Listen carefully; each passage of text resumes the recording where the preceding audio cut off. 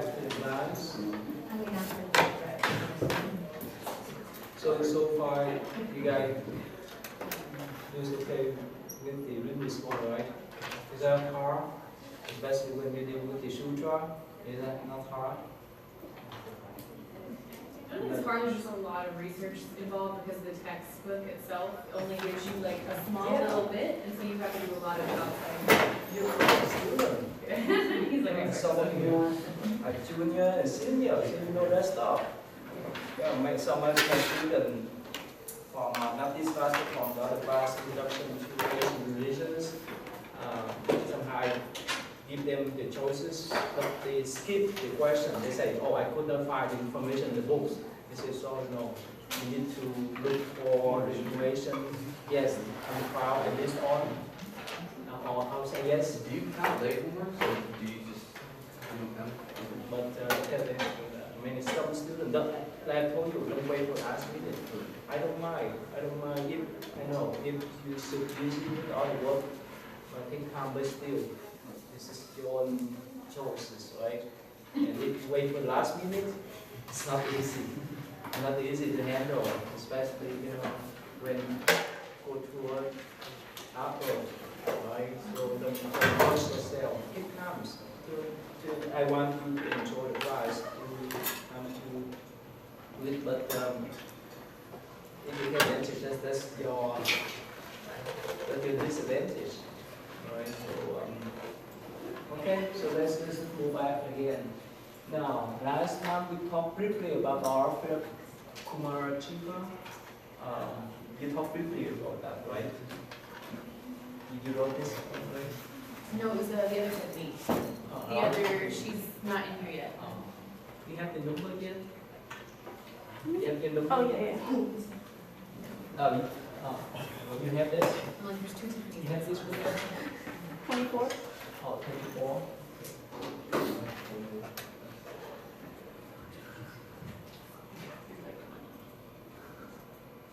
Okay, and also please go out your attendance. We have two, and after that, give me some reasonable, some reason why you have some. That's okay with me, but please. Okay, so we move on here. Now, so let's talk this one first, and after that we show you the short movie. You want to say something about Sunjian? Mr. Here, want to say something? Give me like 2 seconds. I'm pulling my notes real quick. We have not spoken, right? Oh, yeah. Yeah, give me like 2 seconds. And pull my notes. What was that? Give me like 2 seconds. And pull my notes. Okay. So you here? Right now. Claudia? Oh, you want to say something?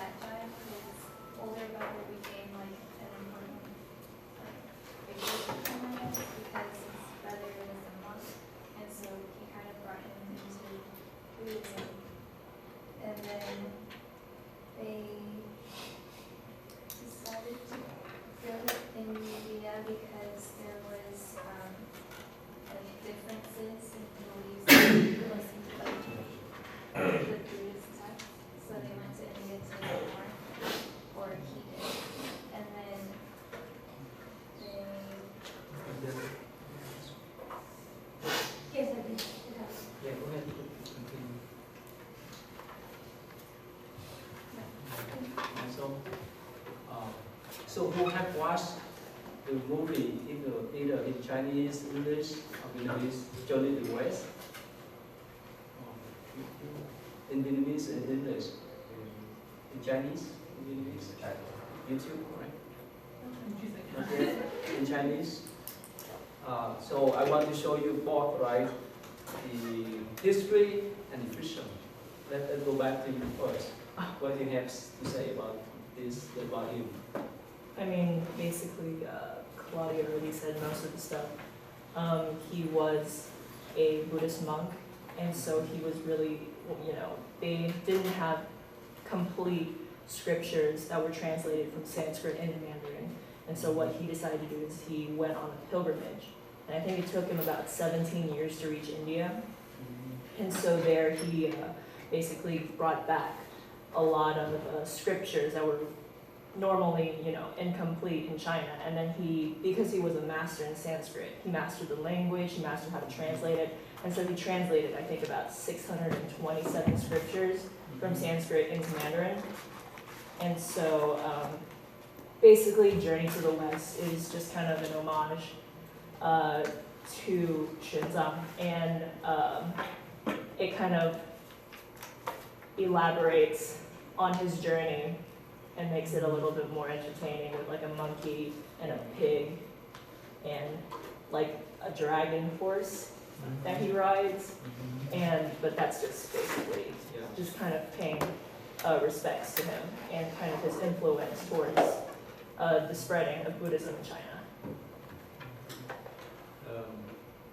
So you watch the whole movie or you watch many times? I tried to watch the entire movie. When I was young, at that time we didn't have any movies yet. I really enjoyed the story. Alright, so here, in his trip from China is now nearby Beijing, right?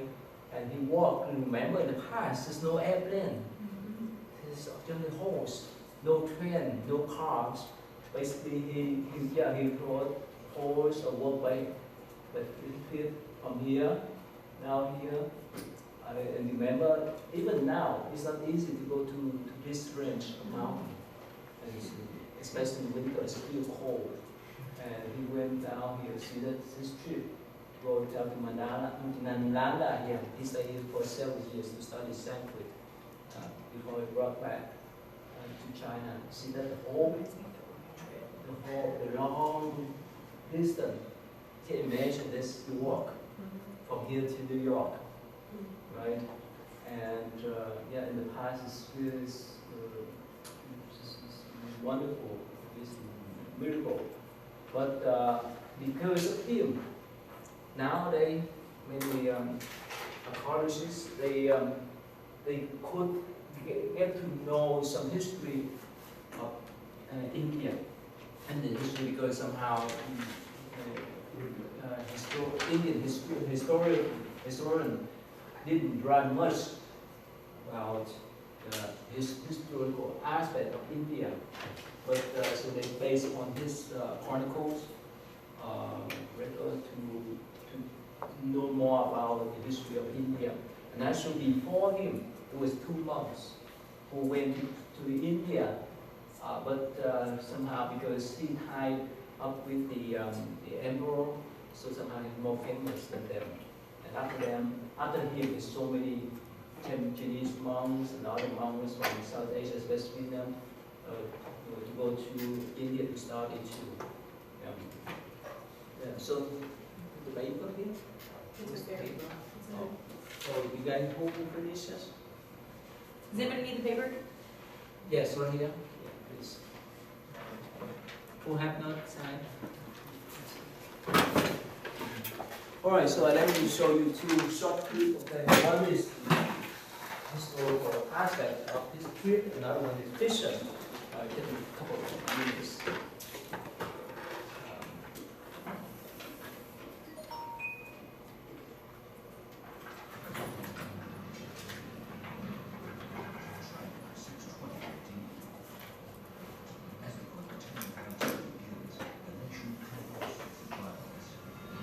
Bandits besiege cities within, while neighboring kingdoms assail its warriors.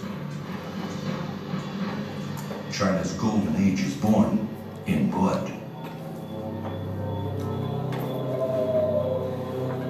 In a remote trade depot, a figure in peasant's robes takes advantage of the chaos to Just so we flee can see. China. Somebody can make He's a monk on a suicidal mission to aid Buddhism in China. In the crisis, the Tang emperor has forbidden foreign travel, but the monk has ignored the ban. He hopes his disguise will fool the emperor's henchmen. Yet there's no disguising this monk's size. Xuanzang was supposed to be 7 feet tall. There may be some difference in the way Chinese calculate things, but he was very tall. And he had black, bright eyes, and, you know, the descriptions of him make him sound like some idyllic creature.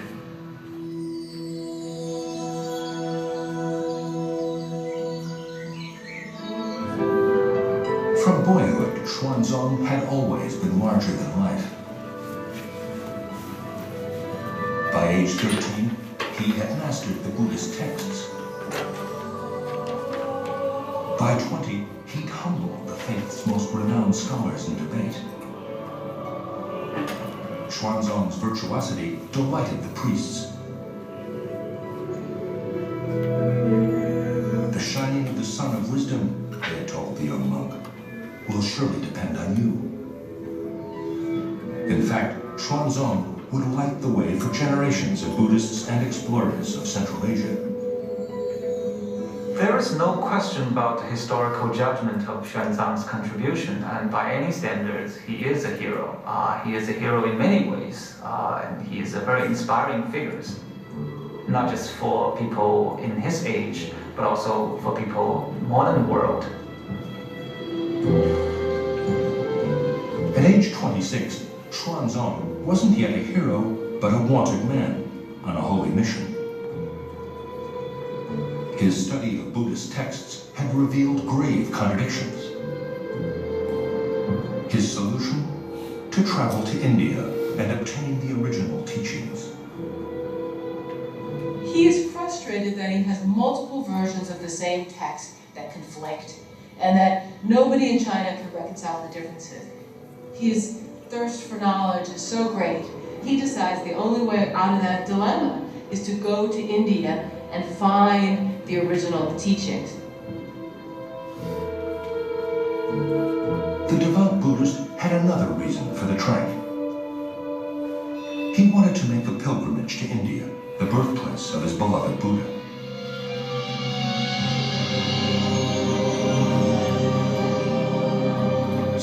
Years before Christ, an Indian prince renounced the world to search for a solution to the problems of death and human suffering.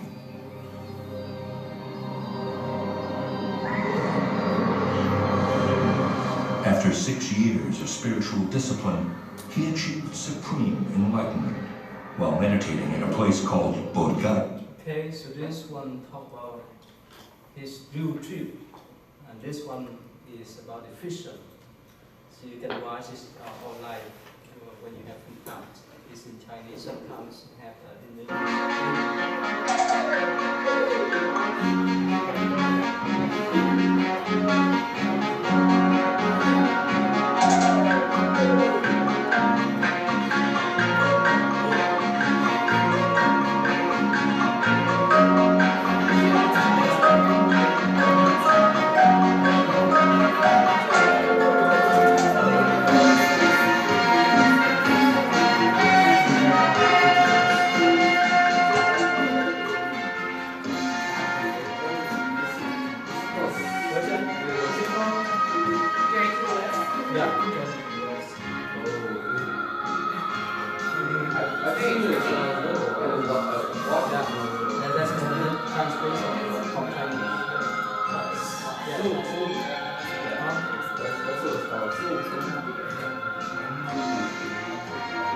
That's like the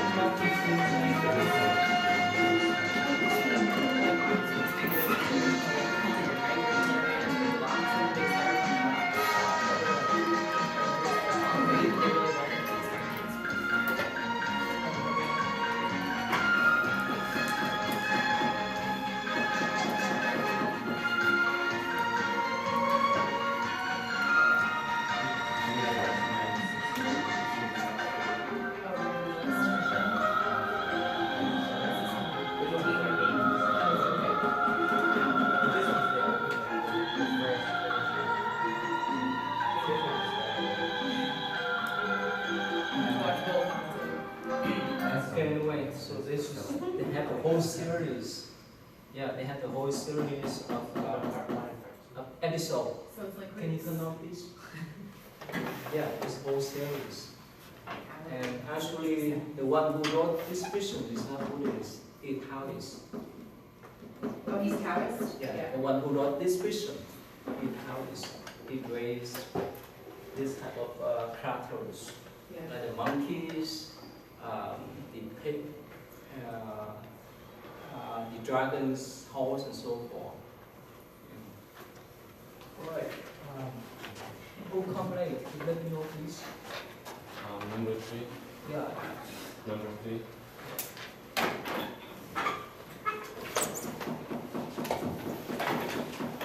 Okay. 30. Forward. Or this one? Yeah. 39.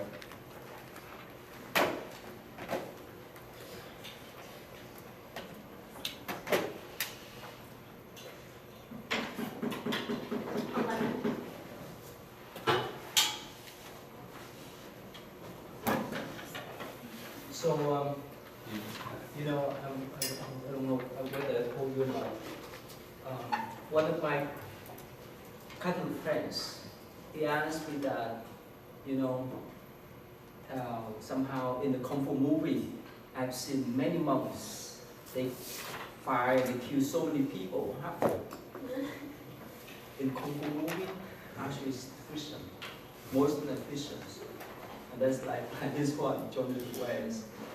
And I think that's what we call stereotypes, right? For people, when they see this monk, they thought that he know Kung Fu. I know it's a little bit when it was layman, not after, but still, there's stereotypes. Anyway, so when you watch, especially Chinese movie, watch out to recognize between the real story, or historical story, or the fiction, right? Okay, so I think even you don't understand the language, I think it's still rare for them to translate to English. But even you don't understand Chinese, I think you enjoy it. You enjoy the action, the episode. Okay, so let's move on. How about? Can you say something about them? Yes. I'm going to glance back at this because I read this a week ago though, so I remember part of it, but I have my favorable in mind. Okay. And I did obviously cater a little bit more to Mr. Rise Davids than I did this because I have more information about him than I did her, but together, well, I should say, they founded the Polytech Society in 1881, but it was after he was a part of Great Britain's colonial era movement when they were obviously trying to colonize India and Sri Lanka and all the areas in close proximity, which obviously there's a lot of tensions, a lot of fighting, but he was working there, Mr. Rise David, as, what was he? He was in some sort of program that Great Britain had, and originally he wasn't going there to study Buddhism. He was doing some sort of archaeological studies and studying the coins and studying the different art that he found there. But in order to understand what was written on it, he had to learn the language, which he was directed to a Buddhist monk because that was who knew it. So then he ended up studying under this Buddhist monk. But obviously with that comes some learning of Buddhism. So when he got back to Great Britain, he had written a paper, but then he was questioned about what he knew about Buddhism, and he realized he didn't know very much about Buddhism, except for just what he was briefly trying to learn the language. So then he kind of became a scholar, the first scholar from Great Britain to continue his studies of Buddhism, and he wrote, I don't remember how many papers. Do you get the number? I saw you put them for me.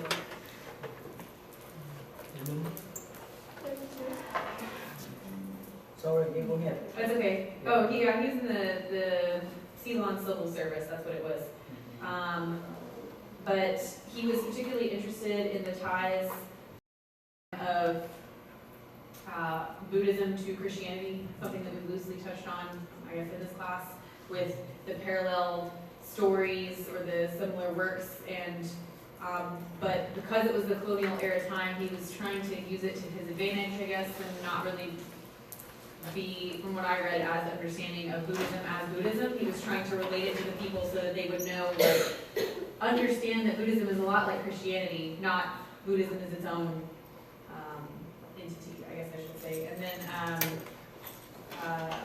the big thing was that even though it was during the colonial era and there was a lot of pressure from Great Britain towards that area of Asia, go ahead. 21.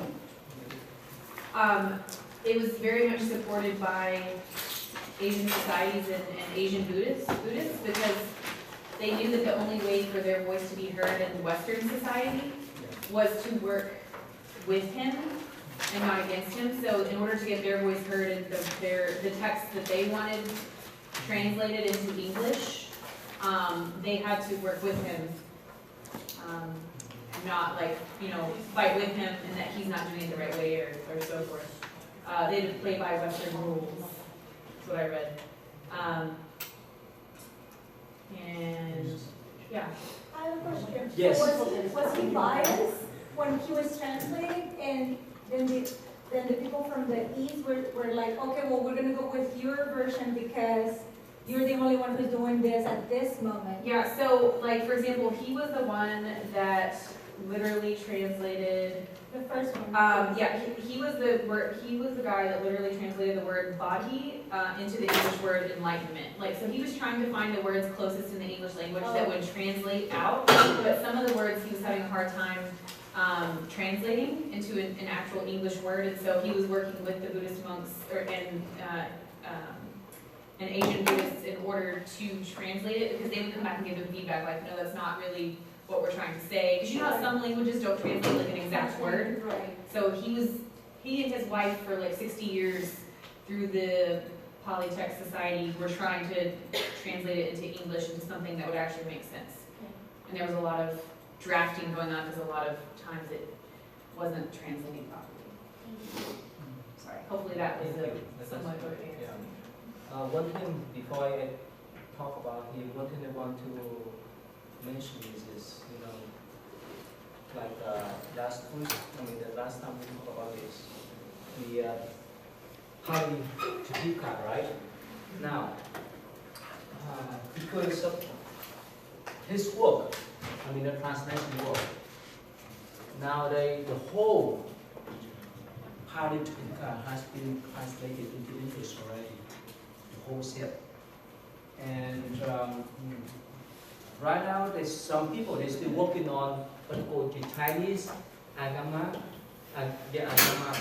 When they compare this kind of teaching, especially this kind of teaching, almost the same.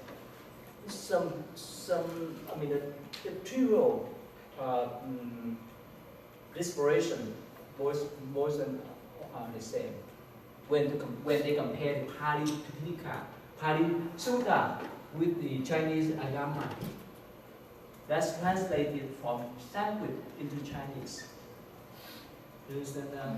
So, but basically, his work is so valuable. Without him, people now they could not have learned much about the Pali textbook, and he's the one who created that Pali text society, and his wife took over after he passed away.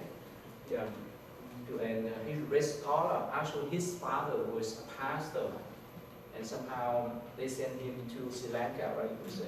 To serve the government, the British government, and somehow actually he need to resolve some kind of dispute of all the local peoples, but somehow it came across to the Pali text, whatever, the language, and that's intrigued his curiosity to learn more about Pali, and eventually he has some problem, a conflict with his circle that is related with politics, and when he went back to England, he devoted more times to write articles, and especially to translate the Pali textbook into English.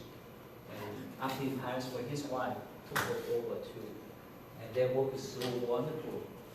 That's why That's why. That's why now they still have that website, and they have some free books for people to read, but the other books they publish out too. Okay, so let's move on. So that's why their contribution to especially the rabbi traditions so important to them others. All right, so Jessica in here. Want to say something about the BDK Instructor project? What's it? I'm not sure if I got it correctly. I searched it up online. So what I got from it was that it was mostly this organization that tried to spread a little bit of the knowledge of Buddhism, some kind of like customs and things related to it. Yeah. That's all fine? Yes, that's what I got. Oh, okay. Here. Here's the one who create that kind of BDK English Physical project. He's a Japanese man. Actually, he was a son of a priest. Later on, when you learn about Japanese Buddhism, you know that probably only in the Japanese and Tibetan traditions will have the monks who get married. You guys will be surprised, right? You're not surprised. It's a long history, but when you come to that probably then more. And actually, I met some of them. Instead of wearing the robes like this, maybe, and they actually, if they out the road, they wear the suit and the tie. They're normal people, but when we go to the temple, we wear some kind of I don't know, like collar. It's represent the robes. That's all when they do the ceremony. We talk about that later on. And of course, in the Tibetan traditions, only the yellow hat traditions. You know, yellow hat that's belong to Dalai Lama. That is the main celibacy. But the other traditions, monks, actually they don't call monks, but they call cultivators or whichever they can use. Okay, so he was a son of a priest, a Japanese priest, and but somehow he, instead of become a priest, he became a Buddhist man. A Buddhist businessman. So he has the idea that he wants to run his business successfully, so that he uses that wealth to have propagate Buddhism, and that's why somehow he created this type of organization to publish and translate the Tripitaka from Chinese into English. And if you go to his website, there's some free book. Actually, one day when they went to a hotel and they saw his book, and I also wonder how could people read this kind of book. See here. Here, this is the free book here. That the first time I saw a few years ago, teaching Buddha. His idea was that because whenever he went, let's say to hotel, wherever, he saw the Bible, the Christian Bible everywhere. But he wondered how come the Buddhist community don't produce anything for the public. So that's why he went back to Japan to publish this book for free publication. And of course, in this book, it lists out some basic teachings of the Buddha. So this book is wonderful. And now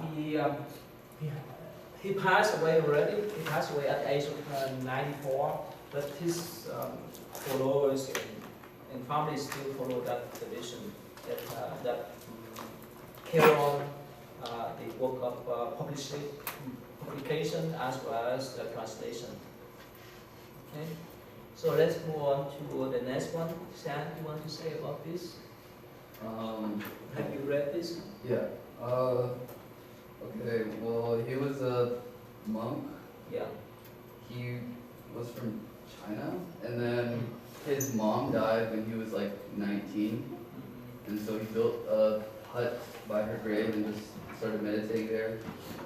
while until he finally came to this like vision of telling him to spread Buddhism to the West by some bodhisattva. So after that, he like got up, he went to go to learn from Master Xu, and then after a while, he went to Taiwan, and then he came to U.S. San Francisco, like 1959, and he established the Dharma Realm. I forgot what it was called, something Dharma Realm, and then he, after that, he translated texts to the Buddhist Text Society. And then I read some of his commentaries. They're actually really, really insightful. Because like, I don't know, he just talks like a normal guy. I don't know, maybe it was translated, but I don't know. He just like talked like a normal person. Like I was able to understand his commentaries on like the sutras and stuff. So yeah, that's him. Actually, he's my master. Oh. Yeah, and he's my grandmaster here. And this in Vietnamese. You can read Vietnamese? Some okay. He passed away in 1995, and you guys wonder why I'm here, right? Actually,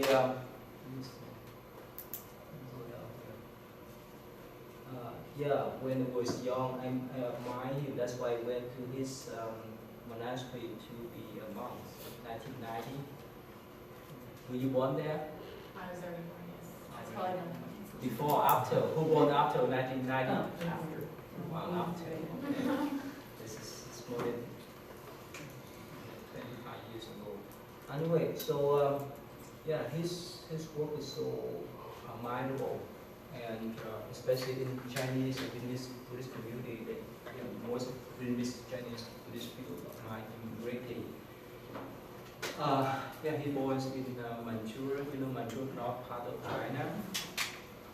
And actually, I just showed you that in the pictures of my grandmaster Xu Yun. He's one of the great Zen master in China. He lived at the age of 120. Yeah, and I translate his biography from Chinese into English. So that actually that's the first I ever published. So it's a bit long, but anyway, the work is so wonderful, and especially my master Xu Yun, Xun Hua. So his idea is that he wants to translate the Buddhist textbook from Chinese into English so that Westerner can understand and follow. But somehow he really follow what you call, can say that conservative traditions. Is what you call Thich and next time, I think next week we talk about him too. Right? He's more liberal. That's why many Westerners love his lifestyle of teaching. But for my master, he's really conservative.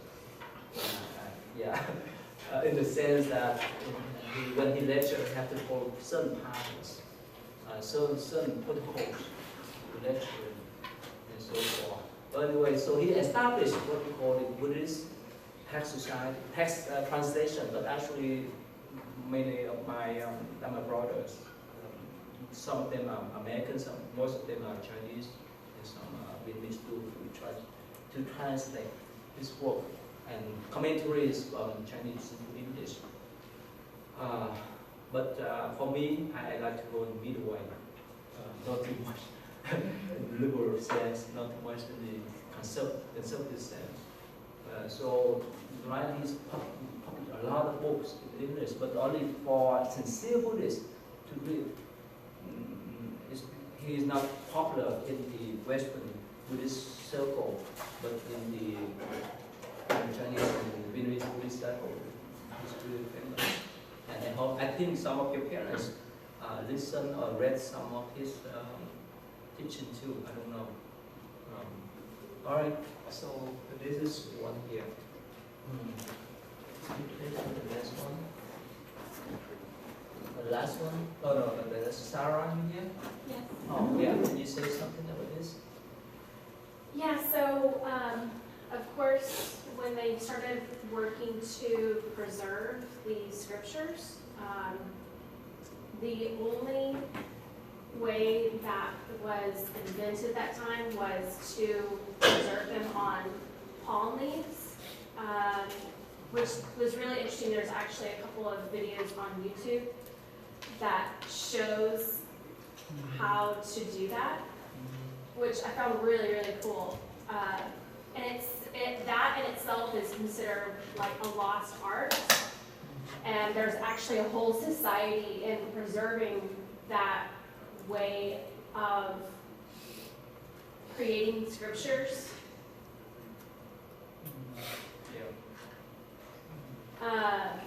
And then of course, as time went on, there were different ways that were developed to also preserve scriptures on like the birch bark. The biggest problem with preserving on the palm leaves was that palm trees aren't everywhere. That it's really, in certain areas where palm trees are, but in different areas, different types of printing occurred. The biggest leap, of course, in development for printing was through the wooden blocks. And then from that, they were able to create like actual bound books.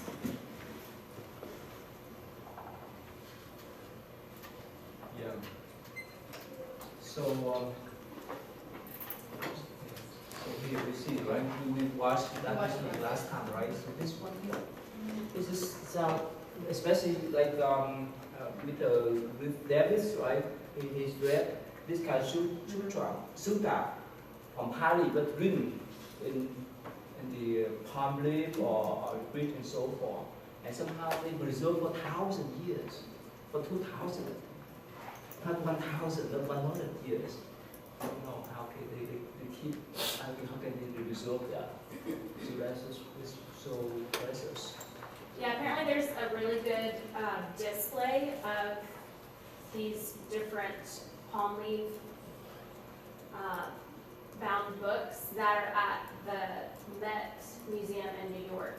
Oh, Yeah, some of the oldest ones. But then there's also the museum that, what was it called? There's another national museum, I think it's in Malaysia, that had like the largest holding of these types of things. And they said because when like different wars occurred, people would actually hide the different scriptures to try and keep them from being destroyed. So where's the paper? It's still around? Okay. Who have that sign here? Please. Can you? Okay. Yeah. So people get preserve this kind of manuscript in natural way. In the past, they didn't have any kind of chemicals to keep, right? We don't know. They have to select some special palm leaves to destroy the wood. Anyway, so we see that, and we see the wood block last time, right? How they print the Buddhist Sutra on the wood blocks. And actually, let me show you quickly how the Tibetan people they print. Get quickly.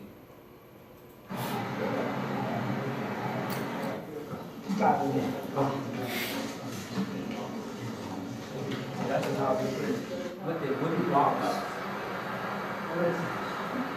That's this is some problem with the wood. This is what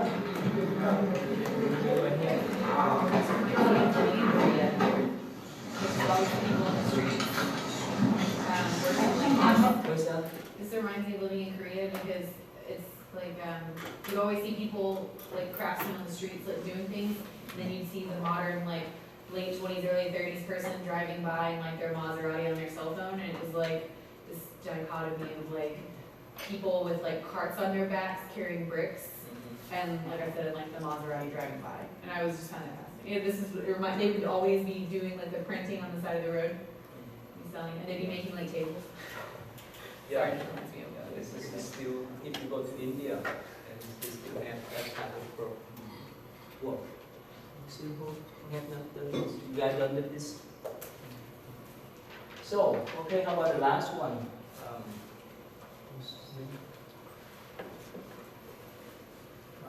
Okay, have you here? How Buddhist Christian will preserve in digital form nowadays? No. Okay. You want to say something? Go. You say something? Or last question? About hand? How this sutra and scripture will preserve in the digital form? Well, mostly it was just done by scanning. What's that? Mostly it was just done by scanning. Okay. Where they would scan the original scriptures and put it online. And from there they were able to either enhance it or restore the images, like whatever parts was missing they could fill it in. And then they would translate it and make it available around the world. At the same time they would be able to store it or have backups of it so it can never be lost again. Yeah. Okay. Yes? The museum that I researched that also had the largest collection of the scriptures, they actually are working on translating and putting all of the scriptures into a mega database. That way people can easily search for different scriptures, because they said one of the biggest problems is that people will want to find certain scriptures or certain teachings. It takes them so long to find them again. So they actually have a huge project that is also based out of New York through an Asian cultural community. That's all they do is translate and input information into like a searching database. Yeah, have you seen the website? I think it's called just 84,000. Yeah. Oh, that's one. Have you seen 84,000? Is it .org or .? I don't remember. I can't remember. But I came across it. yeah, it's pretty neat because they actually take donations, but their whole mission is to translate it to every single language, and it talks about all the different people who are doing searches for Buddhism, and it's like the searches are from like 212 countries or something, people like searching for it, but it's not in every language, so like in Uganda or in parts of Afghanistan, they can't, if you don't know English or Chinese, or you can't read it. So they're trying to translate it, and the donations are actually for almost like lay people. Like so, they turn it into food and resources for the monks that are sitting there, like and just sitting there and trying to translate all day, every day, and all the volunteers, because they're not taking it as profit. They're taking it to clothe and feed and house the translators. Actually, at my temple, I have the whole set of the Chinese Tipicars. Whole set. Yeah. I don't have here. Yeah, Chinese Tipicars. So what languages can you read? Chinese. And obviously Vietnamese. Yeah, of course. Yeah. Yeah. And actually, I told you, last time, this is the whole Chinese Tipicars. I spent upload here. Otherwise, I have to turn page by page.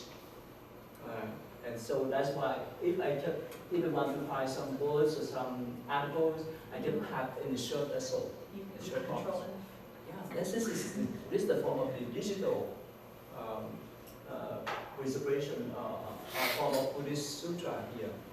And talking about the translation too. Right now they have some kind of software to translate, right? Even the language from English to Chinese, or whichever language, so the Buddhist languages like Pali or Sanskrit. But of course, you need to have some scholar or expert to edit the sutra or the articles properly. Okay. All right. So to this form is really convenient now. When the clip, you can find all kind of sutra, all kind of things. And in the past, I remember that when actually I told you that I was both people during the 80s. We escaped from Vietnam to Malaysia camps, refugee camp, and I have met many sincere Buddhists. They carry with them the Buddhist textbook or the Buddhist sutras, and even I still kept at my temple. It's torn up, but they really sincere to carry this kind of book. And even for some sutra, they wrote by themselves. They use a pen to write the sutra. And that passed, but now it's so convenient, right? So convenient for us to learn any teaching, any traditions. Okay, so that's all for the talk about the Pitaka, right?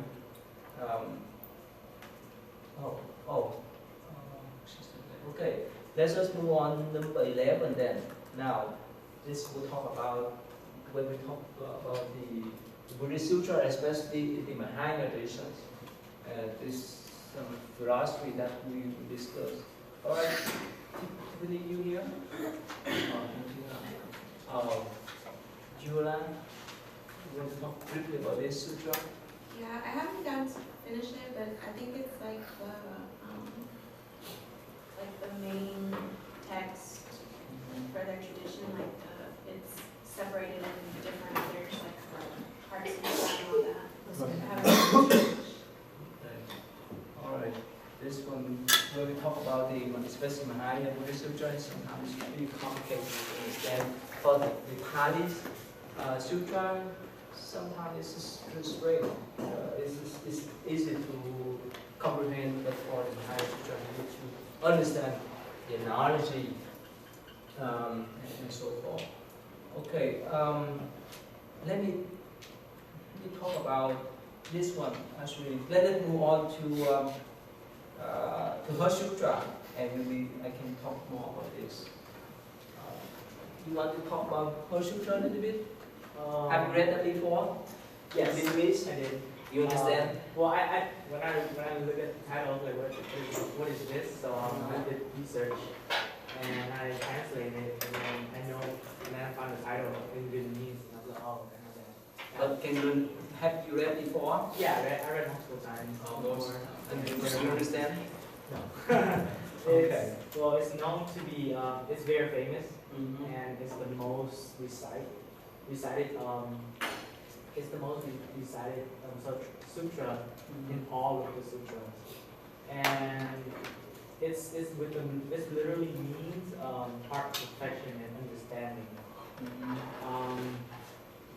It's commonly used. There's a multiple version, but the Chinese version are frequently used in ceremony in China, Vietnam, Korea, and Japan. And it's in Vietnam, what I read, because I further went into Vietnamese source and just read the Vietnamese article and translate it. What I get from it is that they use it during funerals and ceremony because it was meant to relieve the suffering that one's just passed away. And just because at the end it's telling to let go because you're on the other side now. Yeah. Oh, okay. Since you only use, so let me tell you this. Remember we talked about sutra, right? There's one story that relates to him with this sutra. So one day, somehow he went to the place that he was captured by bandits, and they worship. I believe that the goddess Kali. I don't know whether you know or not. Kali. You know, you have who learned Hinduism. No, Kali is the fierce goddess. So these bandits, they want to sacrifice him to this goddess. To sacrifice means to kill him. to burn him alive. Because of their belief. This happened in the past. And what happened? He sincerely decided sutra. And somehow, according to the story, somehow Bodhisattva, the one arm or Bodhisattva appear, and these bandits, they so afraid that they bow down to him and become his disciple. That's what that's sutra related to you. And of course, in all of the Buddhist ceremony, we decided sutra, Shao Sutra, and Her Sutra here, and especially in the Zen tradition too. It's so important. And why? Why is it called Her Sutra? Because this is the heart of the Buddhist teaching. And let me go back to talk about what's meant by perfect wisdom. Okay, now who can define for me what's meant by wisdom? What's the difference between intelligence? What's the difference between wisdom and intelligence? What's different? Intelligence, you just know everything. But wisdom is just basically your experience. You gain it from experience. Okay, what's there? Anything? Yes. Like understanding. It's like you have more of an understanding of it because Which you one? go through it. Wisdom? Wisdom. Okay. Because you actually experience it, so you actually understand it. That's wisdom. Remember, when you study about Buddhism, the big wisdom is more important because remember in the 12 Prince tradition, the original 12 Prince, remember it started with what? Ignorance. Remember that? We talk about that. So having wisdom, it could eradicate our ignorance. That's why wisdom is so important in Buddhism. And prajna, that's mean wisdom. Okay. Now again. So what's the difference? You say that right? Wisdom is more of like an understanding of something because you actually experience it, rather than intellect. It's just something. So Merriam-Webster says intelligence is the ability to learn or understand. Okay. Versus wisdom, like I said, I am cheating by looking at the dictionary, but it's a dictionary. Wisdom says the knowledge that is gained by having many experiences in life, and the natural ability to understand things that most other people cannot understand. That's how it is explained. Okay. The good sense of judgment. Good sense of judgment. All right. Now wisdom relate to what you call nowadays they say right intuition.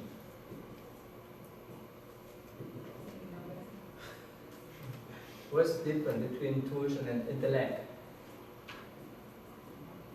Mindfulness. Yes, intellect related to intelligence, right? Let's say, how could we know one is wise person, another one is intelligent? What's the difference between a wise person and intelligent person? What's the difference?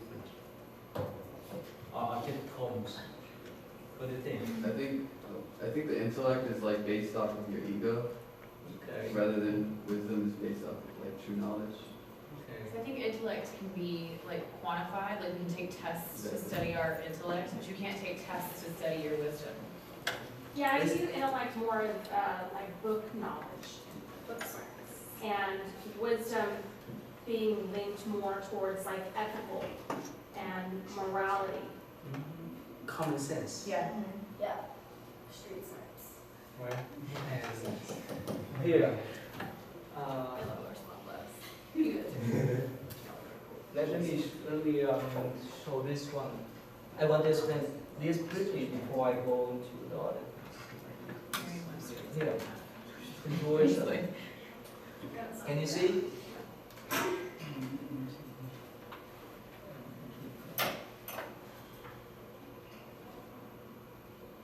Can you read it?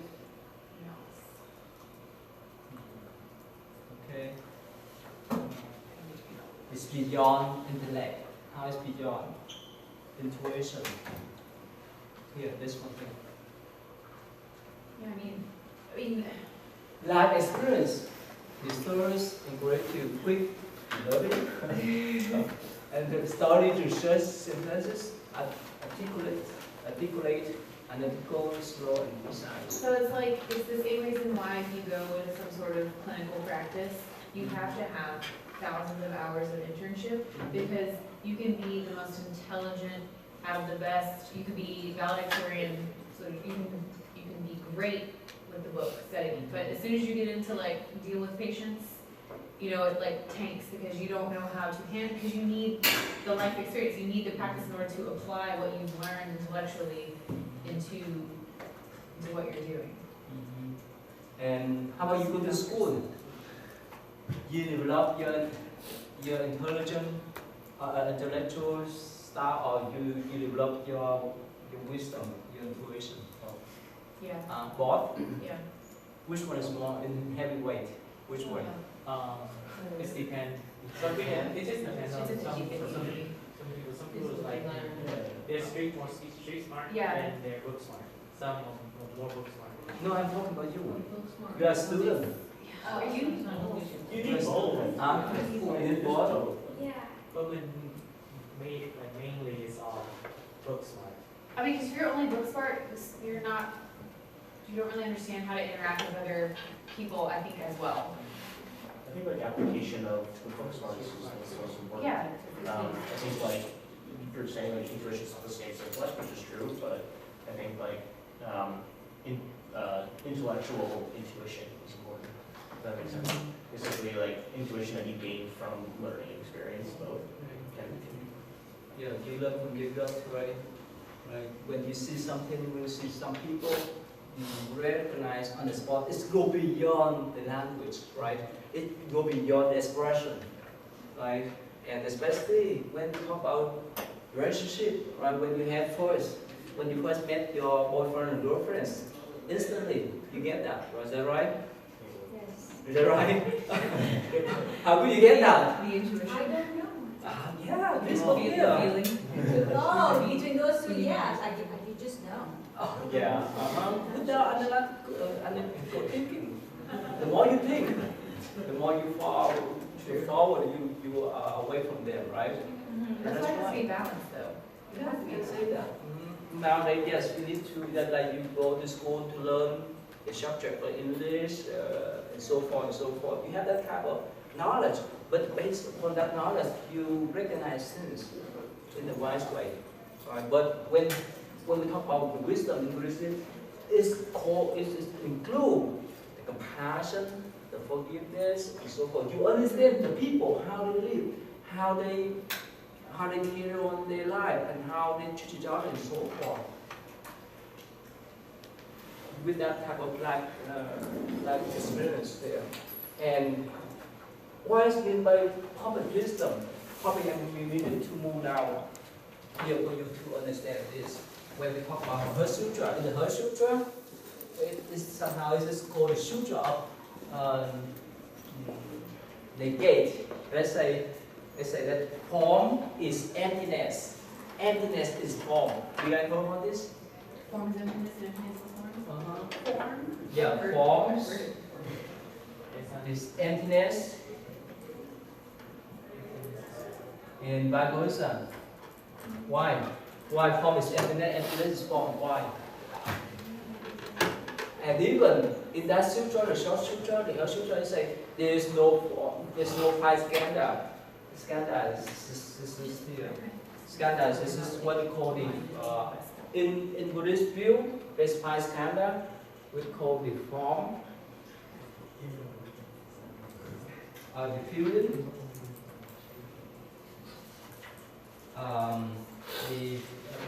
the formation, the transformation, and so forth. Let me show you the clip. I mean the PowerPoint. You see, and even in that sutra, it's negate. Basically, it negate all. Here, okay, I want to show you. Okay, this is what we call the Paiskanda. The form, that's mean our physical body, or whichever form we see. Perception, the feeling here, whichever feeling you have, good feeling, bad feeling, perception of our mind, over here. Form, sensation, feeling, perception, condition, impulse, volition, and consciousness. And even in that sutra, it's the gate. There's no form, there's no feeling, and so forth. Why is that? Why is the gate? Even the form, even the feeling. There's no form, there's no feeling. Actually, there's one famous Zen master. His name is Thich. We will talk about him later on. He is the founder of that Zen branch, Zen sect in China. It's famous. When he was young, when he was novice, and he recited this sutra, the whole sutra. In this sutra, it says that there's no form, there's no feeling, there's no so forth, no eyes, tongue, body, and so forth. And he went to ask his master, I have my body. But in this sutra, it says no eyes, no tongue, no body, and so forth. What happened? What's the meaning? So at that time, his mother just laughed at him and didn't say anything. So when he grew up, and he went out to study, plus to practice meditation, he began to understand. You know what I'm talking about? No. I can explain. I think I can. Yeah, please go ahead. Okay, so the idea of this is because that so when you look at things, basically it's all from the same dust. Because we just give it a name, like a chair, like it's basically made from the same earth. Same thing as humans. That's why they say that we're all one, because we're basically made from the same thing. And we give like everything symbols, like names. That's why it's like based off of.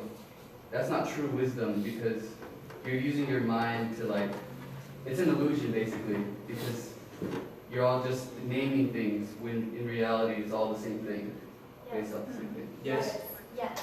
We form opinions that we have decided are correct, but to empty ourselves is to empty ourselves of all speculation on these things. Yeah, and I had read that it's everything we give weight to, and so by emptying it, you take away the weight. Nothing has value.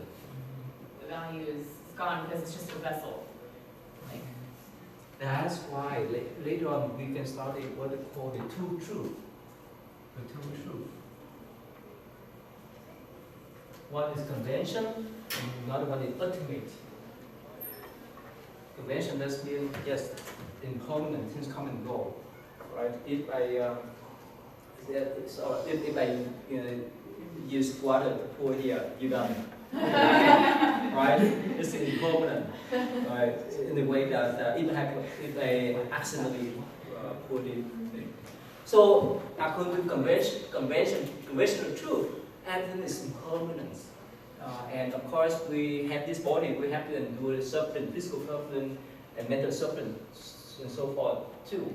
But for the ultimate truth, there's no, since we have this body because of our attachment. So the ultimate truth, let's talk about the real wisdom, the what we call the Buddha nature, good nature. That's what we talk about. When we see through things, it go beyond the form, go beyond the analytical thinking. I can ask you, right? If you just met, when you just met your first, when you just met your boyfriends, girlfriends, instantly, you really like that person. Let's go beyond your analytical thinking. Let's go beyond your expression. You understand that? That's feeling, that's intuition. That's what we call wisdom. That's why form, feeling, and so forth, it's just the names. You got that? It's just the names. You got that? The name for us to get to say, oh, this is the pen, this is the water bottle, this is the table, and so forth. But our language is totally different way. Makes sense? It's just the form. It's just the how we express ourselves. Right? If we go beyond that, actually, that's why the goal of Buddhist practice, to go back to the wisdom, to go back to the intuition, instead of playing around with the intellectual mind, instead of playing with the analytical thinking. And this starts with, in our meditation class, mindfulness class, we talk about non-judgmental thoughts. You understand that? We go beyond that. Black, white, good, bad, and so forth. You understand that? If you go beyond that, what am I more peaceful? If we just stay with good, bad, black, white, and so forth, we get stuck with one way and others. We get stuck with, remember, the poles, right? The hatred or the attachment. That's what the Hershey Sutra is talking about. It's not easy to explain until you understand, until you have experience. And actually, the first time ever I went to the college to give lecture, last time one professor is back in Indiana a few years ago. So she invited me to come to the class to talk about this Hershey Sutra. And I explained for them with my own experience. That intuition, you have that intuition with your boyfriends, with your girlfriends. Let's go beyond expression. Let's go beyond critical thinking.